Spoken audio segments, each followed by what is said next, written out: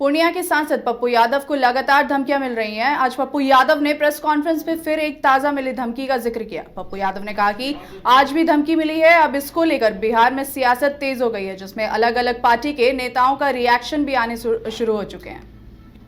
माननीय सांसद पप्पू यादव जी, आप बिल्कुल चिंता न करें।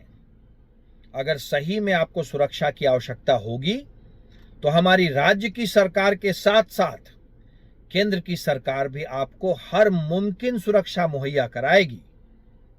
परंतु अगर सही में आपको सुरक्षा की आवश्यकता होगी तो अभी माननीय सांसद को पर्याप्त सुरक्षा है। एजेंसियां जांच कर रही हैं और अगर आवश्यकता पड़ी तो उनकी सुरक्षा बढ़ा दी जाएगी।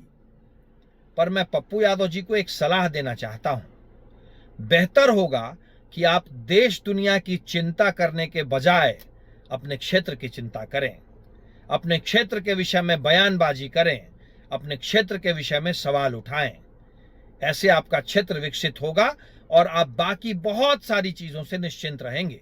पप्पू यादव की सुरक्षा का सिर्फ मामला नहीं है, ये सरकार की सुचिता का मामला है कि बार बार धमकी मिलने के बाद वो अपने ही सांसद को रक्षा का सुझाव नहीं देती है, उसके रक्षा पर बात नहीं करती है। एक संसद सदस्य किस तरह से जनता के बीच जाता है, या कोई भी नेता, कोई भी जनप्रतिनिधि किस तरह से जनता के बीच जाता है, सरकार का दायित्व बनता है कि उसकी सुरक्षा सुनिश्चित करे। लेकिन ये सरकार सुरक्षा तब सुनिश्चित करती है जब कोई सांसद उनके पाले में आ जाए, कोई एमएलए उनके पाले में आ जाए, उनकी पार्टी में शामिल हो जाए। ये अपने पक्ष में करने के लिए साम दंड भेद सबका इस्तेमाल करती है।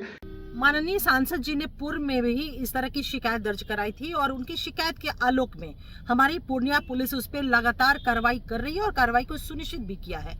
अब माननीय सांसद जी ने कहा है कि उनकी तथा उनके घर की रेकी हो रही है, तो मुझे लगता है कि इसकी शिकायत निश्चित रूप से उन्हें रिटन रूप में पुलिस को या एडमिनिस्ट्रेशन को करना चाहिए, ताकि पुलिस और एडमिनिस्ट्रेशन उनकी इस शिकायत के आलोक में एप्रोप्रिएट लीगल एक्शन ले सके। उनकी शिकायत के आलोक में तो पूर्व से पूर्णिया पुलिस कार्रवाई कर ही रही है। जो एक सांसद है जो लगातार धमकी की बात आ रही है या उनके संबंध में जिस तरह की बातें सामने आ रही है, उस पर केंद्र और राज्य सरकार को गंभीरता दिखानी चाहिए। एक सांसद के सुरक्षा का जिम्मेवारी सरकार की होती है।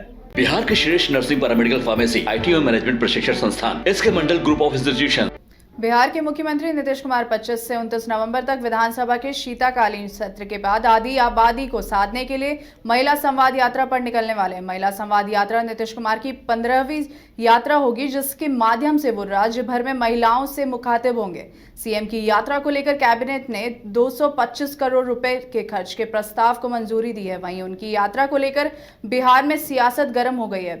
बिहार विधानसभा में विपक्ष की भूमिका निभा रही मुख्य विपक्षी पार्टी राष्ट्रीय जनता दल सहित कांग्रेस ने भी जमकर हमला बोला है।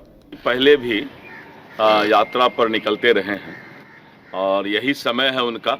दिसंबर जनवरी में प्रत्येक वर्ष वो यात्रा पर निकलते हैं, तो इस बार भी वो यात्रा पर निकल रहे हैं माननीय मुख्यमंत्री जी।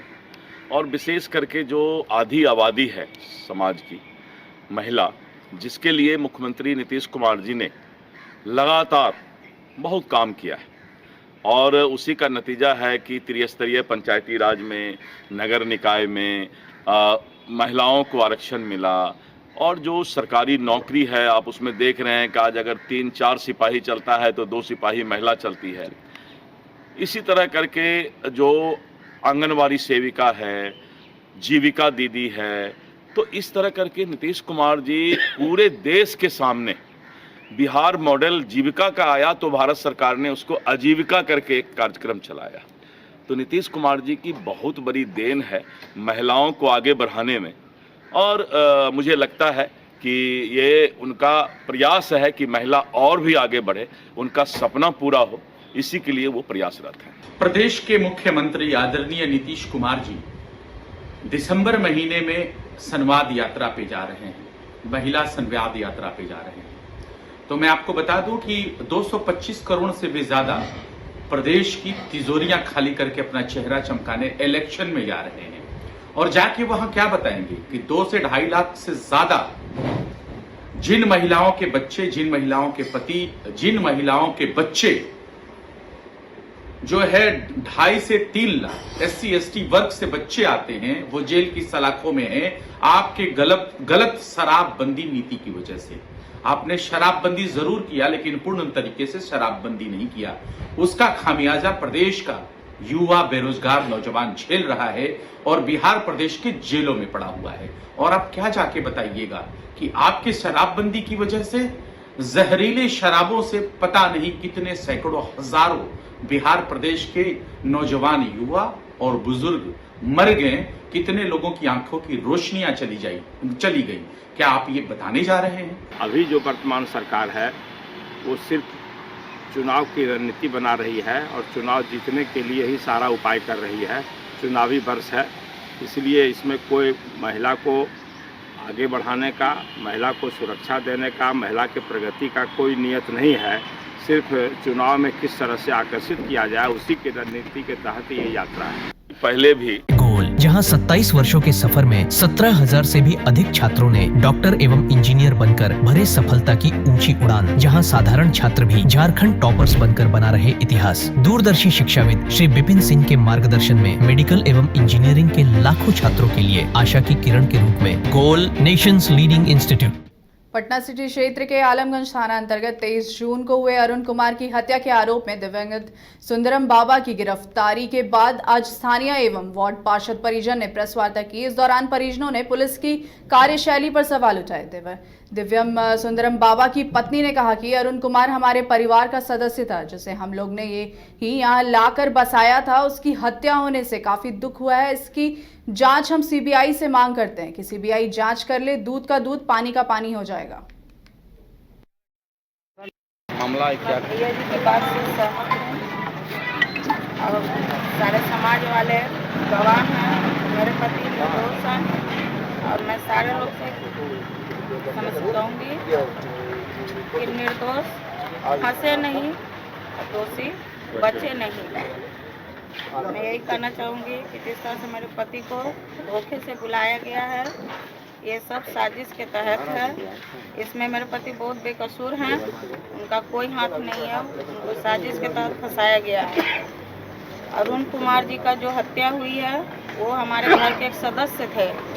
हम लोग को बहुत दुख है कि उनकी इस तरह से हत्या हुई है, लेकिन ये बहुत बड़ा साजिश करता, बहुत बड़ा हाई दिमाग का काम है। मामला क्या भैया जी की बात से सहमत हूँ और सारे समाज वाले गवाह हैं। मेरे पति निर्दोष हैं और मैं सारे लोग से समझाऊंगी। क्या लगता है प्रशासन की क्या नीति रही है गिरफ्तार करने के पीछे? ठीक नहीं, हम लोग को मांग है कि इसकी उच्च स्तरीय जांच हो।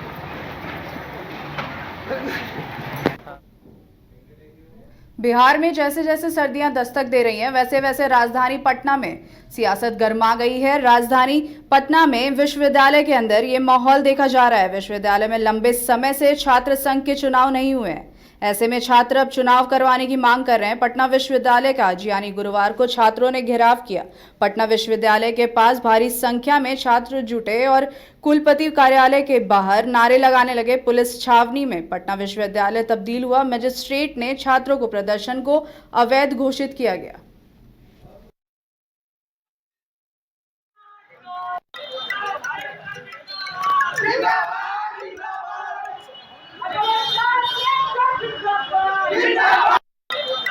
घर के लिए ग्रोसरीज की जरूरत हो या चाहिए फल और सब्जी, डेयरी या बेकरी प्रोडक्ट्स चाहिए या beverages, snacks and branded foods चाहिए हो या ब्यूटी प्रोडक्ट्स, अब इनके लिए अलग अलग दुकानों की तलाश हुई खत्म, क्योंकि रांची में खुल गया है केस्टो मार्ट, जो रखे आपका और आपके बजट का ख्याल।